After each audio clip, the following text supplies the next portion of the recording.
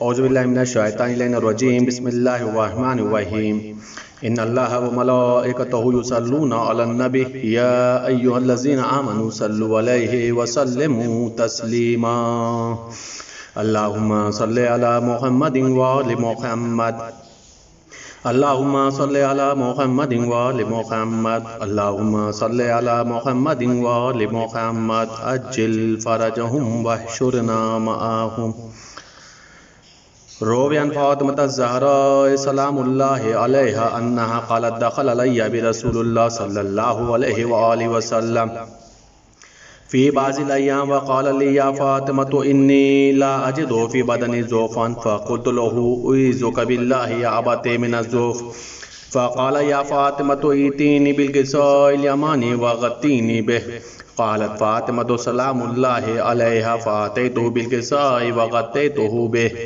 وَسِرْتُ أَنْظُرُ إِلَيْهِ وَإِذَا وَجْهُهُ يَطْلَعُ نُورًا كَأَنَّهُ بَدْرٌ فِي لَيْلَةِ تَمَامِهِ وَكَمَالِهِ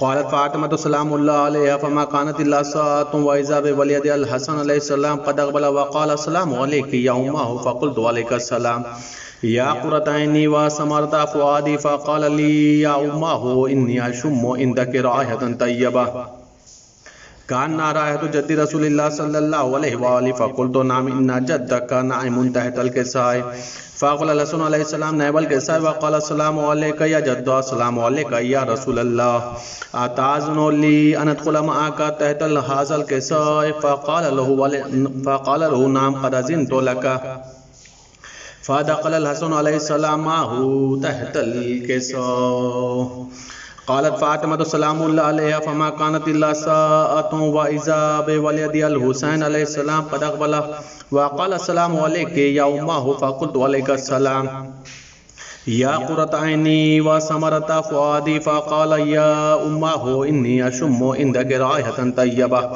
كان رائحة جد رسول الله صلى الله عليه وآله فقلت نعم إن جدك وأخاك نائمان تحت هذا الكساء فادنا الحسين عليه السلام نائب الكساء وقال السلام عليك يا جد السلام عليك يا من اختاره الله أتأذن لي أن أكون معكما تحت هذا الكساء فقال له نعم قد أذنت لك يا حسين فدخل معهما الحسين تحت الكساء قالت فاطمة عليه السلام فما كانت إلا ساعة وإذا بأبي الحسن علي عليه السلام قد أقبل فقال السلام عليك يا بنت رسول الله فقلت عليك السلام يا أمير المؤمنين فقال يا فاطمة إني أشم عندك رائحة طيبة كأن رائحة أخي وابن أم رسول الله فقلت نعم هو ما ولديك نائم تحت هذا الكساء فأقبل علي عليه السلام نائب الكساء وقال السلام عليك يا من اختار الله أتأذن لي أن أدخل معكم تحت هذا الكساء قال نعم قد أذنت لك فدخل علي عليه السلام معهم تحت الكساء قالت فاطمة سلام الله عليها ثم أقبلت نحو الكساء وقلت السلام عليك يا أبتاه والسلام عليك يا رسول الله أتأذن لي أن أدخل معكم تحت هذا الكساء قال نعم قد أذنت لك فدخلت معهم تحت الكساء قالت فاطمة فلما اكتملنا جميعا تحت الكساء قال الله تعالى اعلموا يا ملائكتي وسكان السماوات وعزتي وجلالي إني ما خلقت سماء مبنية ولا أرضا مدهية ولا قمرا منيرا ولا شمسا مضيئة ولا فلكا يدور ولا بحرا يجري ولا فلكا يسري إلا في محبة هؤلاء الخمسة الذين هم تحت الكساء فقال جبرائيل عليه السلام يا رب ومن تحت الكساء قال الله تعالى هم أهل بيت النبوة ومعدن الرسالة وهم فاطمة وأبوها وبالها وبنوها فقال جبرائيل يا رب أتأذن لي أن أهبط إلى الأرض لأكون معهم سادسا فقال الله تعالى نعم قد أذنت لك فهبط الأمين جبرائيل وأقبل نحو الكساء وقال السلام عليك يا رسول الله السلام عليك يا من اختار الله إن الله عز وجل يقرأك السلام ويخصك بالتحية والإكرام ويقول لك وعزتي وجلالي إني ما خلقت سماء مبنية ولا أرضا مدهية ولا قمر منيرا ولا شمس مزية ولا فلكا يدور ولا بحرا يجري ولا فلكا يسري إلا لأجلكم ومحبتكم وقد أذن لي أن أدخل معكم تحت هذا الكساء فهل تأذن لي أنت يا رسول الله أن أدخل معكم؟ فقال قد أذنت لك. فدخل جبرائيل معهم تحت الكساء وقال لهم إن الله قد أوحى إليكم يقول إنما يريد الله ليذهب عنكم رجس أهل البيت ويطهركم تطهيرا. فقال علي عليه السلام يا رسول الله أخبرني ما لجلوسنا هذا تحت الكساء من الفضل عند الله تعالى. فقال النبي والذي بعثني بالحق نبي واصطفاني برسالة نجيا ما ذكر خبرنا هذا في محفل من محافل أهل الأرض وفيه جمع من شيعتنا ومحبين إلا ونزلت عليهم الرحمة وحفت بهم الملائكة واستغفرت لهم إلى أن يتفرقوا. فقال علي عليه السلام إذن والله فوزنا وسعيدنا وكذلك شيعتنا فازوا وسعدوا ورب الكعبة. فقال رسول الله والذي بعثني بالحق نبي واصطفاني برسالة نجيا ما ذكر خبرنا هذا في محفل من محافل أهل الأرض وفيه جمع من شيعتنا وفيه محموم إلا وفرج الله همه ولا مغموم إلا وكشف الله غمه ولا طالب حاجة إلا وقضى الله حاجته. فقال علي عليه السلام إذن والله فوزنا وسعدنا وكذلك شيعتنا فازوا وسعدوا في الدنيا والآخرة. اللهم صل على محمد وآل محمد اللهم صل على محمد وآل محمد اللهم صل على محمد وآل محمد. بسم الله الرحمن الرحيم. اللهم إني أسألك بحق محمد وأنت المحمود وبحق علي وأنت الأعلى وبحق فاطمة وأنت فاطر السماوات والأرض وبحق الحسن وأنت المحسن وبحق الحسين وأنت قديم الإحسان وبحق الأئمة التسعة الطاهرين من ذرية الحسين عليهم السلام. لا حول ولا قوة إلا بالله العلي العظيم. أعوذ بالله من الشيطان الرجيم. بسم الله الرحمن الرحيم.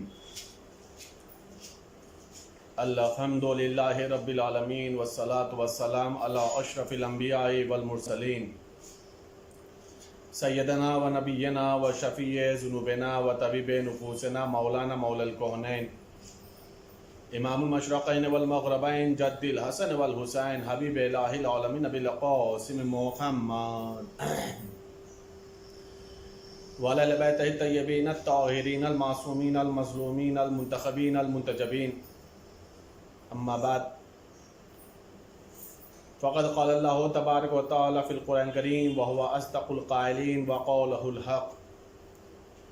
بسم الله الرحمن الرحيم. فاسألوا أهل الذكر إن كنتم لا تعلمون. عزیزان گرامی، آج کی یہ مجلس شب شہادت حضرت امام محمد باقر علیہ السلام ہے، جو سلسلہ امامت کی 5ویں فرد اور سلسلہ عصمت کی 7ویں فرد ہیں. اسی مناسبت سے میں نے قرآن کریم کی ایک چھوٹی سی آیت مبارکہ کی تلاوت کا شرف حاصل کیا ہے کہ جس کے اندر خلاق کائنات خداوند عالم ارشاد یہ فرما رہا ہے کہ اگر تم نہیں جانتے ہو تو اہل ذکر سے سوال کرو. علماء اور مفسرین لکھتے یہ ہیں کہ اہل ذکر سے مراد محمد و آل محمد کی ذات گرامی ہے، اس لیے کہ جب تک سوال کا سلسلہ رہے گا اور نئے نئے سوالات وجود میں آتے رہیں گے تو کوئی ایسی شخصیت ہونی چاہیے کہ جو سب کے سوالوں کا جواب دیتا ہو، ایک ایسی شخصیت ہونی چاہیے ہر زمانے میں کہ جو یہ نہ کہے کہ مجھے نہیں معلوم۔ ہر زمانے میں ایک ایسی علمی شخصیت ہونا ضروری ہے کہ جو انسانوں کے بھی مسائلوں کو حل کرے، یا یہ کہا جائے کہ کائنات کے جتنے بھی مخلوقات ہیں اور ہر مخلوق کے جو اپنے اپنے مسائل ہیں، ان تمام مسائلوں کو وہ حل کرنے کی طاقت و قدرت رکھتا ہو۔ اور ساتھ ہی بات ظاہر سی یہ بھی ہے کہ سوالوں کا جواب وہی دے گا کہ جو سب کی زبانوں کو جانتا ہو، جو ہر ایک کی زبان کو سمجھتا ہو، جو ہر ایک کے سوالوں کا جواب اسی کی زبان میں دیتا ہو۔ اگر علمی مسئلے کے اوپر، علمی مسائل کے اوپر چند یہ بنیادی باتوں کو بھی ہم ذہن میں رکھیں تو بالکل آسانی سے یہ نتیجہ اخذ کر سکتے ہیں کہ کم از کم یہ چند بنیادی خصوصیت بھی جواب دینے کے لیے جو ضروری ہیں، خدا بند عالم نے کسی کے اندر یہ خصوصیات نہیں عطا فرمائی ہیں، اگر دیا ہے تو وہ محمد والے محمد کی ذات گرامی میں عطا فرمائی ہیں، جو انسانوں کے بھی مسائلوں کو سمجھتے ہیں اور ان کے زبانوں میں جواب دیتے ہیں، جناتوں کو بھی سوالوں کے جوابات دیتے ہیں، ملائکہ کو بھی پڑھاتے ہیں، جو چرند اور پرند کی زبانوں کو جانتے ہیں۔ ظاہر سی بات ہے ان زبانوں کا مالک، ان زبانوں کو جاننے والا سوائے معصوم کے کوئی نہیں ہو سکتا۔ اسی لیے پانچویں امام حضرت امام محمد باقر علیہ السلام خود ارشاد فرماتے ہیں کہ خدا بند عالم نے ہم لوگوں کو پرندوں کے بھی زبانوں کا علم عطا فرمایا ہے۔ ہم پرندوں کے بھی بولیوں کو جانتے ہیں، ہم پرندوں کی بھی بولیوں کو سمجھتے ہیں، ہم ان کے بھی سوالوں کو جوابات دیتے ہیں، ان کے بھی مسائلوں کو حل کرتے ہیں۔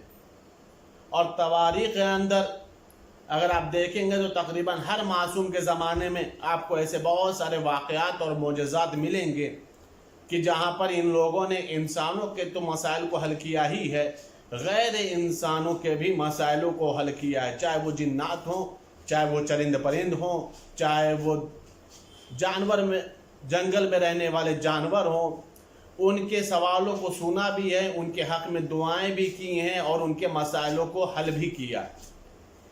تو یہ چند خصوصیات وہ ہیں جو بنیادی ہیں، لیکن یہ خصوصیات بھی خداوند عالم صرف اور صرف معصوم کو عطا فرماتا ہے۔ اسی لیے قرآن آواز رہا فَاسْأَلُوا أَهْلَ الذِّكْرِ إِن كُنتُمْ لَا تَعْلَمُونَ، اگر تم نہیں جانتے ہو تو سوال کرو اہل ذکر سے۔ اگر آپ انسانوں کے بھی اعتبار سے دیکھیں تو ظاہر سی بات ہے ہر ملک کی، ہر ایریے کی، ہر علاقے کی زبان الگ ہے۔ ایک انسان کتنی زبانوں کو سیکھ سکتا ہے، ایک انسان کتنی زبانوں کا علم رکھ سکتا ہے، ایک انسان کتنی زبانوں میں گفتگو کر سکتا ہے۔ ظاہر سی بات ہے لامتناہی زبانیں ہیں اور لامتناہی سوالات ہیں، ان زبانوں کو اور ان سوالوں کا جوابات وہی دے گا جسے خداوند عالم عالم ہی پیدا کرے گا۔ عزیزان گرامی، پانچویں امام حضرت امام محمد باقر علیہ السلام کو باقر اس لیے کہا تھا کہ انہوں نے علموں کے شگاف کیا ہے، علموں کے دریچوں کو کھولا ہے، علم کے گتھیوں کو سلجھایا ہے۔ اس لیے مولا کو اصل میں مولا کا نام تو محمد ہے، لیکن باقر اس لیے کہا جاتا ہے کہ انہوں نے گتھیوں کو سلجھایا ہے، شگاف کیا ہے۔ جیسے زراعت کھیتی کے وقت زمینیں شگاف ہو جاتی ہیں، ویسے ہی مولا نے علمی گتھیوں کو، علمی مسائلوں کو سلجھایا۔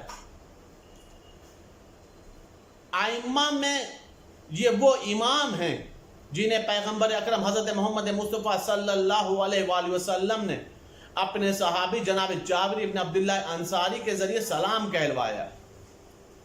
جب آئے اولی الامر نازل ہوئی تھی تو جناب جابر نے فرمایا تھا یا رسول اللہ یہ اولی الامر کون ہے؟ پیغمبر نے تمام لوگوں کے نام اور القابات بتائے تھے، اور اس کے بعد پیغمبر نے فرمایا جابر جب یہ محمد باقر علیہ السلام پیدا ہوں گے تو تم وہ زمانہ پاؤ گے اور ان کو تم میرا سلام کہنا۔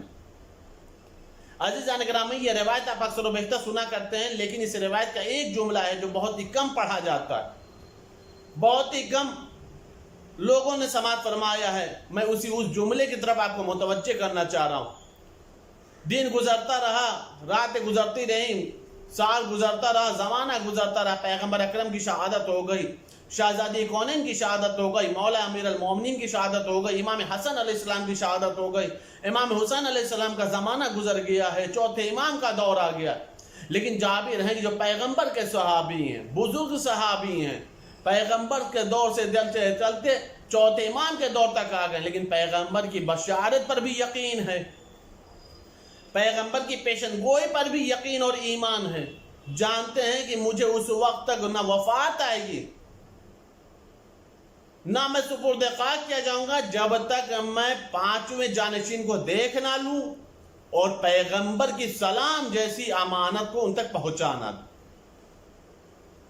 یہاں تک روایت کے جملے یہ ہیں کہ جسم ڈھل گیا تھا، کمزوری آ گئی تھی، نقاہت آ گئی تھی، آنکھوں کی بصارت چلی گئی تھی، لیکن جب کبھی بھی جابر گزرتے تھے راستوں سے تو کہتے تھے یا باقر ہو، یا باقر ہو۔ لوگ کہتے تھے جب اس شہر میں اسلام کا کوئی انسان نہیں ہے تو یہ بلاتے کس کو؟ جب پانچویں امام کی ولادت ہو گئی ہے اور اس کے بعد جب دھیرے دھیرے پانچویں امام چوتھے امام کے ساتھ باہر نکلنے لگے ہیں، تو ایک روز جناب جابر ابن عبداللہ انصاری کے پاس سے جب چوتھے امام گزر رہے تھے، ساتھ میں پانچویں امام موجود تھے، مولا نے پانچویں امام کو حکم دیا، اے میرے لال چچا جابر کی پیشانی کو بوسہ دو۔ سنیے گا عزیزان گرامی، پانچویں امام سے فرما رہے چچا پیشانی کے بوسے دو۔ پانچویں امام نے بڑھ کر کے بوسے دیے۔ جب پیشانی کا بوسہ لیا تو حضرت جناب جابر نے فرمایا، فرزند رسول مبارک ہو آپ کو آپ کے جد کا سلام۔ آپ کے جد رسول اللہ نے آپ کے حق میں سلام کہا ہے، آپ تک سلام پہنچانے کی مجھے ذمہ داری دی ہے، میں اپنی ذمہ داری کو پورا کر رہا ہوں، میں آپ تک آپ کے رسول کا سلام پہنچا رہا ہوں۔ پانچویں امام نے فرمایا، جابر آپ پر بھی سلام ہو، میرے جد رسول پر بھی سلام۔ اس کے بعد جناب جابر نے، یہاں تک روایت پڑھی جاتی ہے لیکن جس جملے کے لیے میں نے زحمت دی اس بات کو آپ محسوس کریے گا، جناب جابر جو اب ساتویں معصوم کا دور دیکھ رہے ہیں، پیغمبر کے صحابی ہیں، امیر المومنین کے صحابی ہیں، امام حسن کے صحابی ہیں، امام حسین کے صحابی ہیں، چوتھے امام کے صحابی ہیں، اور پانچویں امام کا دور دیکھ رہے ہیں۔ اتنا بزرگ صحابی اتنا مقدس ادوار کو دیکھ چکا ہے، اتنا مقدس زمانوں کو دیکھ چکا ہے، ان مقدس شخصیتوں سے فیضیاب ہو چکا ہے، ان مقدس ذوات گرامی سے صحبتوں کو اختیار کر چکا ہے، ان سے استفادہ کر چکا ہے۔ ظاہر سی بات ہے ایمان اور کمال کی کس بلندی پر ہوں گے جابر، تصور نہیں کیا جا سکتا۔ لیکن روایت کے جملے ہے کہ ایک مرتبہ اس بزرگ صحابی نے، پانچویں امام جو بھی کمسن ہیں، ابھی تو چوتھے امام کے ساتھ ہیں، روایت کے جملے یہ ہیں کہ ایک مرتبہ فوراً کہا، فرزند رسول میری خواہش ہے۔ کہا فرمائیے کیا خواہش ہے آپ کی؟ کہا فرزند رسول کیا میری شفاعت کی ذمہ داری آپ لیتے ہیں؟ یہ جملہ روایت میں نہیں پڑھا جاتا۔ فرزند رسول کیا آپ میری شفاعت کر دیں گے، آپ میری شفاعت کی ذمہ داری لیتے ہیں؟ پانچویں امام نے مسکرا کے فرمایا، ہاں میں آپ کی شفاعت کی ذمہ داری بھی لیتا ہوں، میں آپ کے جنت کی ضمانت بھی لیتا ہوں۔ میں آپ کی شفاعت کی بھی ذمہ داری لیتا ہوں اور میں آپ کے جنت کی بھی ضمانت لیتا ہوں۔ عزیزان گرامی، رو کر کے ایک جملہ کہنے کا دل چاہ رہا ہے کہ دنیا والوں اب تو صحابیت اور امامت کے بنیادی فرق کو سمجھو کہ جو شفاعت کا متمنی ہو اسے نبی کا صحابی کہا جاتا ہے، اور جو شفاعت پر قدرت رکھتا ہو اسے آل نبی کہا جاتا ہے۔ نہیں، لفظوں کو بدل کر کے عرض کر دوں، جو جنت میں جانے کی تمنا کرے اسے صحابی محمد کہا جاتا ہے، اور جو جنت میں بھیجنے کی قدرت رکھے اسے آل محمد کہا جاتا ہے۔ عزیزان گرامی، یہ پانچویں امام ہیں جن تک پیغمبر کا سلام پہنچا، اور اس بزرگ صحابی نے اس بات کو لوگوں کو سمجھا دیا۔ اتنا یاد رکھو، جنت میں جانے کے لیے صحابیت شرط نہیں ہے، جنت میں جانے کے لیے ولایت محمد شرط ہے. صحابیت کی بنیاد پر جنت نہیں ہے، صحابیت کی بنیاد پر شفاعت نہیں ہے. شفاعت اور جنت اہل بیت کی قدرت کا نام ہے، اہل بیت کے اختیارات کا نام ہے. اگر اہل بیت چاہیں گے تو شفاعت بھی ہو جائے گی، اگر اہل بیت چاہیں گے تو انسان جنت میں بھی چلا جائے.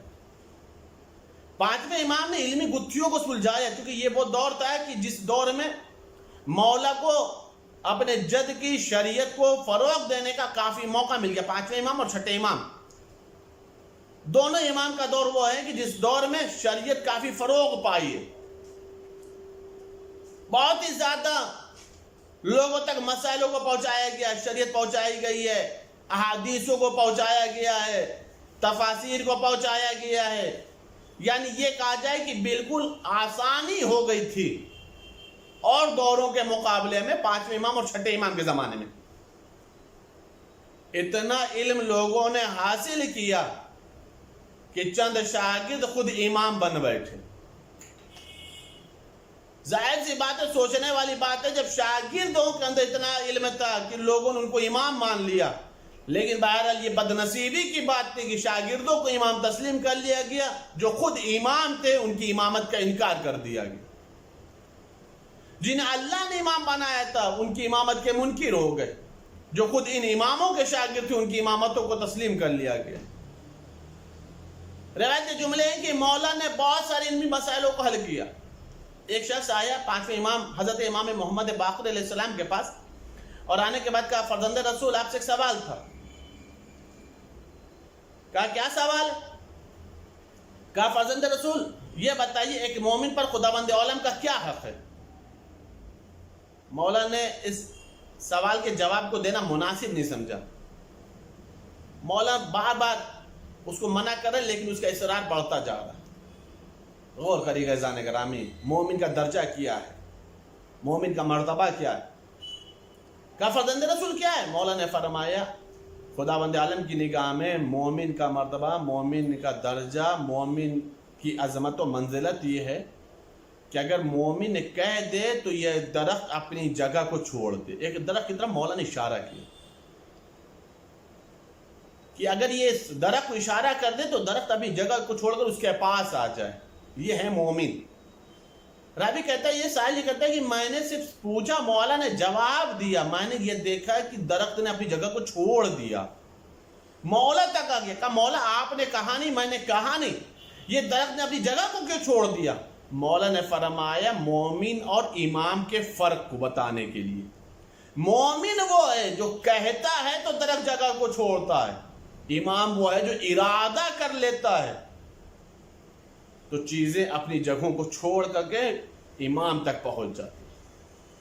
عزیزان گرامی، یہ مولا نے فرق بتایا، سمجھایا.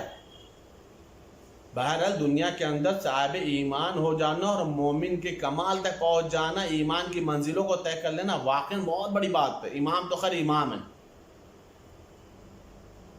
مولا کا ایک صحابی ہے جس کا نام ہے ابو بصیر.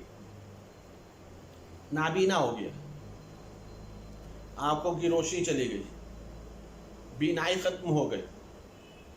اس نے کہا فرزند رسول آپ وارث انبیاء ہیں، آپ جانشین خاتم النبیین ہیں، آپ امام وقت ہیں، آپ امام عصر ہیں. فرزند رسول میری خواہش ہے. مولانا نے فرمایا کیا خواہش ہے تیری؟ کہا فرزند رسول چاہتا یہ ہوں کہ میری بینائی آپ واپس لے آئیں، میری آنکھوں کی روشنی آپ پلٹا دیں. چاہتا یہ ہو کہ میں بھی دیکھوں، میری نابینائی دور ہو جائے. مولا نے صرف اور صرف اپنا دست اعجاز، اپنا دست مبارک اس کی آنکھ کے اوپر پھیرا. اس کے بعد کہا آنکھ کو کھول تو دیکھا کہ نور پلٹ آیا. دیکھا تو آنکھ کی روشنی واپس آ گئی.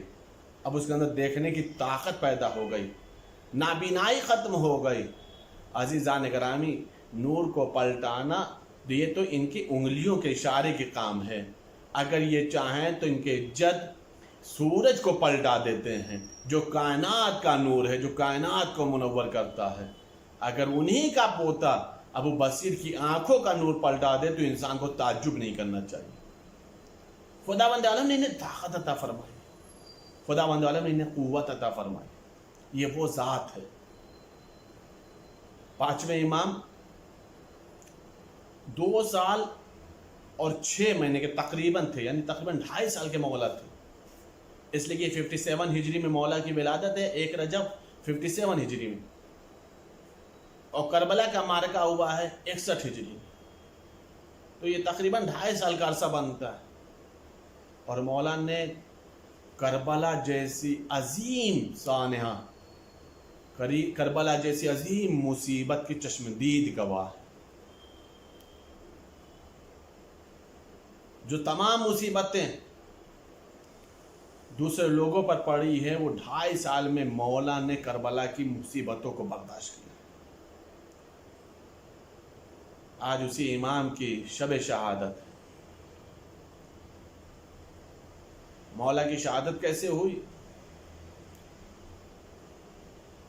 مولا کے پاس نہ تخت ہے، نہ تاج ہے، نہ حکومت ہے، نہ مال و زر ہے، نہ بیت المال ہے، نہ درہم و دینار ہے، نہ لشکر ہے۔ آج تک مورخ اس مسئلے کو نہ کبھی حل کر پایا ہے، نہ حل کر پائے گا کہ اہل بیت قتل ہی کیوں کیے گئے۔ پیغمبر کے یہ جانشین برحق نے کسی کا کچھ لیا نہیں، ان کے پاس خود کچھ تھا نہیں، یہ حکومت کی لالچ رکھتے نہیں تھے، لشکر جمع کرتے نہیں تھے، اسلحہ تھا نہیں۔ آخر یہ حاکمین کی نگاہوں میں کھٹکتے کیوں تھے؟ حاکم بادشاہان وقت، خلفائے بنی امیہ، خلفائے بنی عباس، ان سے حسد کیوں کرتے تھے؟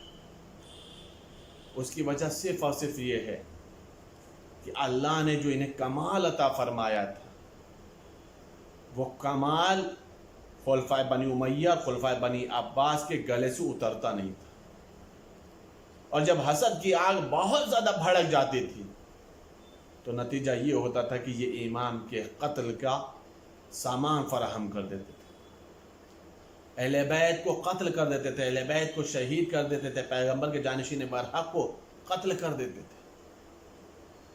ورنہ آپ بتائیے کسی بھی امام کے پاس کیا تھا؟ 5ویں امام کے ساتھ بھی یہی ہوا۔ حشام ابن عبد الملک خلیفہ بنی امیہ،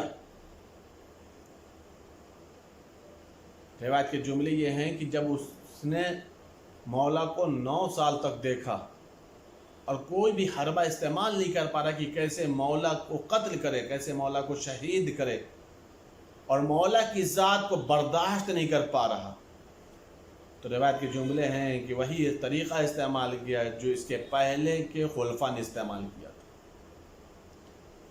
اس کے پہلے کے حکام وقت نے استعمال کیا تھا،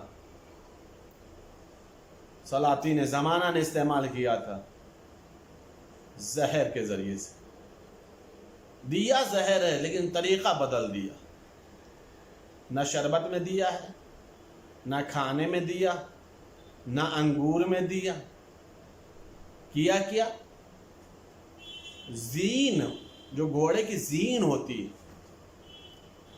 اس گھوڑے کی زین کو اس نے زہر میں بجھایا، یعنی زین کے اندر زہر کو سرایت کیا، اور جب پورا زہر زین میں سرایت کر گیا تو اس نے تحفے کے طور پر بھیجا، کہا جا کے فرزند رسول سے کہہ دینا میں نے یہ خاص ان کے لیے زین بنوائی ہے، اس کو گھوڑے کے اوپر کسیں اور اس کے بعد سواری کریں۔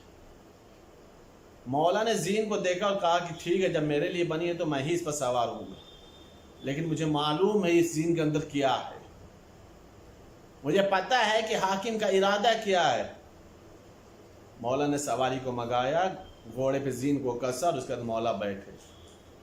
روایت کے جملے یہ ہیں کہ پیر کے حصے کے اوپر جب زین کا زہر پیروں میں پیوست ہونے لگا ہے، سرایت کرنے لگا ہے، تو ایک مرتبہ مولا کے پورے جسم کے اندر زہر پہنچ گیا۔ مولا مدینے میں، مولا کی حیات طیبہ 57 سال ہے، जद का मदीना है, साथ में मौला के बेटे इमाम सादिक मौजूद हैं। पांचवें इमाम ने फरमाया, मेरे लाल इमाम सादिक, जाओ जा करके शहर के लोगों को बुला के ले आओ। कुछ मोतमदीन को बुलवाया और कहा था कि उनके सामने मैं तुम्हारे हुज्जत खुदा होने को बता दूं, और मैं बता दूं मेरे ज़बात, तुम इस ज़मीन पर हुज्जत खुदा हो, जानशीन रसूल हो, और कुछ वसीयतें को करना है। रिवायत के जुमले हैं, कुछ लोग आए, उनके सामने मौला ने छठे इमाम की इमामत का ऐलान किया कि देखो अब मेरी शहादत का वक्त करीब आ गया है, मुझे जहर दे दिया गया है जिसमें जहर सरायत कर चुका है। देखो अब मेरे बाद मेरा लाल इमाम सादिक हुज्जत खुदा है, इसकी इताअत करना, इसको इमाम बरहक मानना, इसकी फरमा बरदारी करना। उसके बाद मौलाना फर ए मेरे लाल मेरे रुकूम में से, ए मेरे लाल मेरे रुकूम में से 800 दिरहम को अलग कर देना। का बाबा वो क्यों? का इसलिए कि मैं चाहता ये हूँ कि 10 साल तक हज के ज़माने में मैदान में मिना में मेरी मजलिस अज़ा मुनक़िद की जाए, मजलिस अज़ा बर्पा की जाए, ताकि मेरी मज़लूमियत का ऐलान हो। अज़ादारों, अगर अपना वतन हो, अपना बेटा सरहाने मौजूद हो, और साथ में कुछ दौलत हो, कुछ सरमाया हो, और उसके बाद अगर एक बाप वसीयत करे, और उसके बाद बेटे को हक बनता है कि अपने बाबा की वसीयतों को तकमील तक पहुँचाए। पाँचवें इमाम जैसा बाबा है, छठे इमाम जैसा बेटा है। अज़ादारों, जाहिर सी बात है, गुस्ल कफन की वसीयत की है, दफन करने की वसीयत की है, जन्नतुल बकी में कहा है कि मेरे जनाजे को दफना देना। अज़ादारों, रिवायत के जुमले ये हैं कि जब छठे इमाम से वसीयत हो गई और मौला की रूह कफ़स उनसरी से परवाज कर गई, तो छठे इमाम ने हस्बे वसीयत गुस्ल भी दिया, कफन भी पहनाया, तशिये जनाजा भी हुई, मौला के जनाजे को दफन भी जन्नतुल बकी में किया गया, और 10 साल तक मैदान मिना में हज के ज़माने में मौला की नाम की मजलिस हुई, मौला की मसलूमियत को लोगों को बताया गया। अज़ादारों, जाहिर सी बात है कि हर इमाम चाहता है कि उसकी मजलूमियत बयान हो, हर इमाम चाहता है उसके नाम पर गिरिया हो, हर इमाम चाहता है उसकी मुसीबत को बयान किया जाए। लेकिन रिवायत में एक इमाम ऐसा भी है, तारीख़ इस्लाम में एक इमाम ऐसा भी है कि जिसने जो वसीयत की है उसमें अपने दफन और कफन की वसीयत अपने बेटे से नहीं की है। कौन इमाम पता है? हुसैन है, करबला लाल है ज़हरा का। जब इमाम सज्जाद से मिलने के लिए आए तो एक मरतबा फरमाया, मेरे लाल सैयद सज्जाद, मैं तुमसे सिर्फ इतना कहता हूँ कि जब जिंदान शाम से छूट कर मदीना जाना तो मेरे शियों को मेरा सलाम कह देना। ए मेरे लाल मेरे शियों से कह देना कि जब किसी गरीब को देखे तो उसकी गुर्बत की जगह पर मेरी गुर्बत का मातम करे। और ए मेरे लाल मेरे शियों से कह देना, जब ठंडा पानी पिए तो हक़ वफादारी ये है कि मेरी प्यास को याद कर ले। अज़ादारों, मौला हुसैन ने दफन और कफन की वसीयत सैयद सज्जाद से क्यों ना की? पता है इसलिए कि मौला हुसैन को पता है कि अरे मैं कैसे वसीयत करूं, मुझे मालूम है मेरी शहादत के बाद मेरे इस सैयद सज्जाद के हाथों में हथकड़ियां होंगी, पाँव में बेड़ियां होंगी, गले में खारदार तोक होगा, कमर में लंगर होगा। अज़ादारों, इसीलिए हुसैन ने सैयद सज्जाद से अपने दफन और कफन की वसीयत नहीं की। ये वो मुसीबत थी कि सैयद सज्जाद कभी भी अपने बाबा की मुसीबतों को फरामोश ना कर सके, कभी भी भूल ना सके। रिवायत के जुमले हैं कि जब सैयद सज्जाद के सामने पानी आता था तो सैयद सज्जाद कतार इतना रोते थे कि वो पानी मुजाफ हो जाता था,